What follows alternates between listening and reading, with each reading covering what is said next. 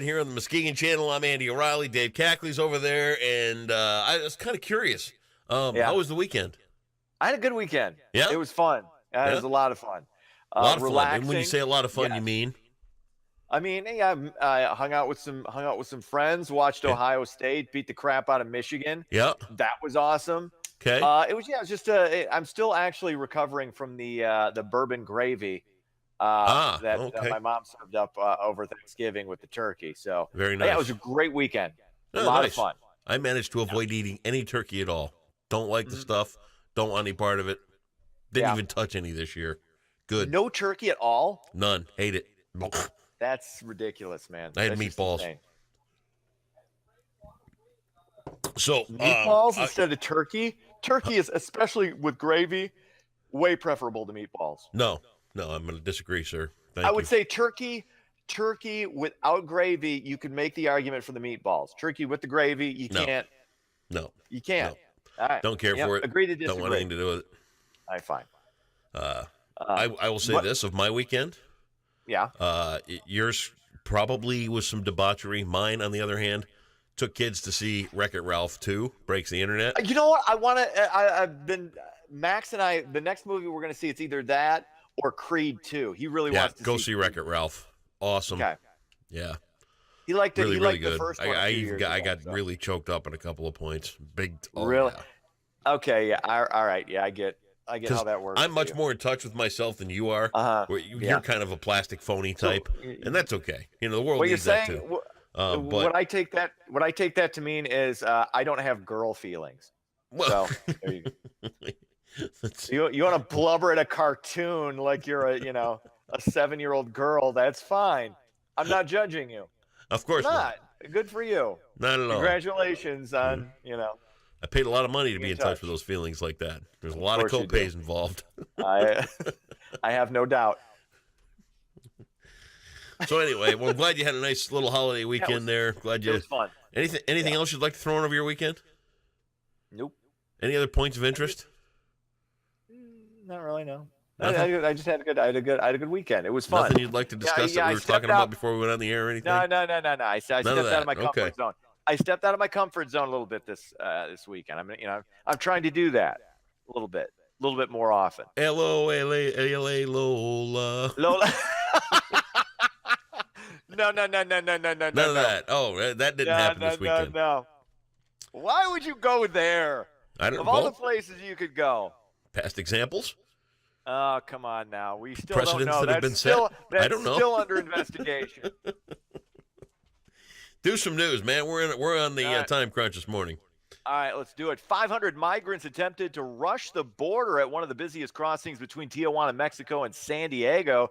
Several border agents were apparently hit by rocks, prompting them to use tear gas. Border crossings were closed for several hours in both directions. Didn't see this come. Oh, gee, we got to get a hold. We got to get a hold of this at some point. I don't know how we do it. I mean, people just got to wait patiently in line, you know, and that's the thing. It's like, I think most Americans are very sympathetic to migrants who want to come here until they start chucking rocks at border agents. Well, I mean, it's a bad look if you're trying to, get people to, want to welcome you with open arms.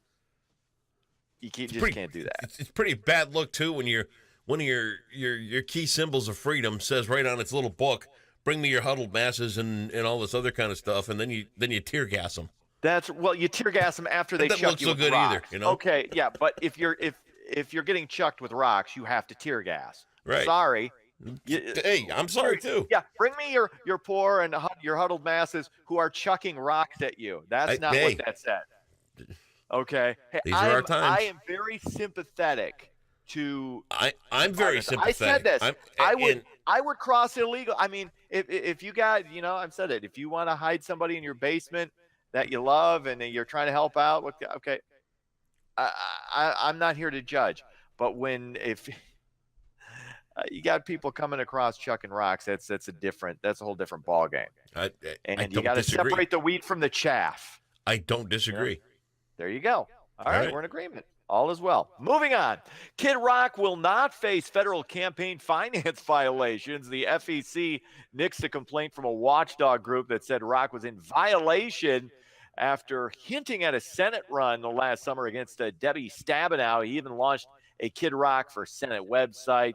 He went on Stern and said it was a joke, and the FEC smartly agreed. I mean, this was never a serious candidacy. Nobody really believed it.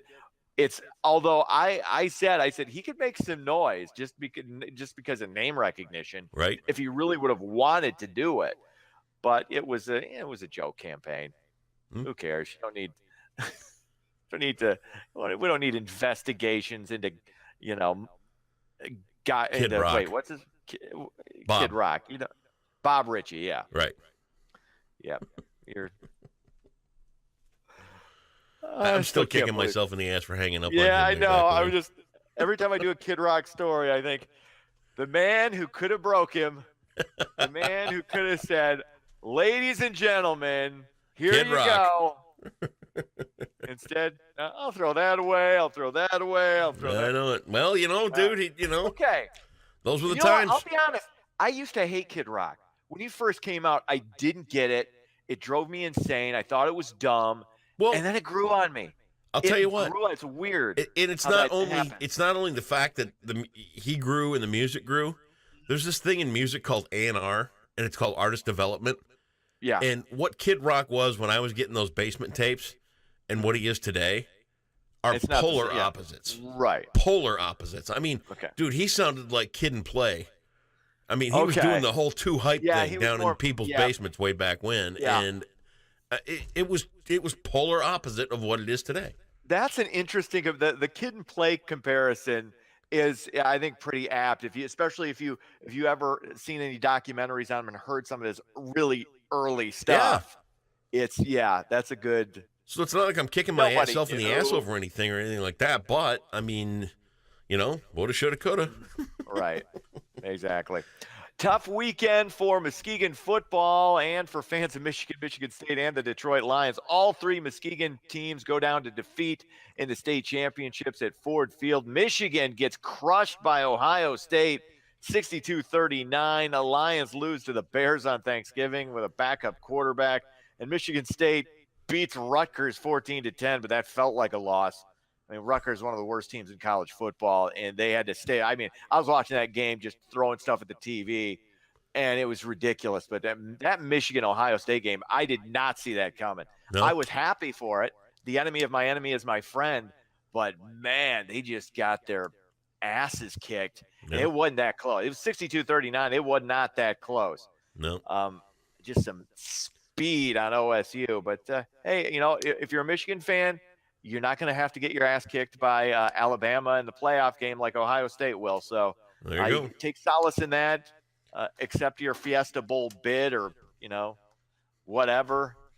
Or Michigan State might go to. This is an actual bowl game. I'm not kidding. The Red Box Bowl. That's one of the possible destinations. I think it's somewhere in San Francisco. The Red Box Bowl. I am not watching. They go to the Red Box Bowl. I'm not watching. I'm telling you that right now. It's the Red Box Bowl with all the other unreleased movies. Couldn't find a distributor. Come watch a bowl game. Yeah. Oh, Jesus. Anyway. All right. Have yourself a great Monday, and we will see you tomorrow. Bye-bye.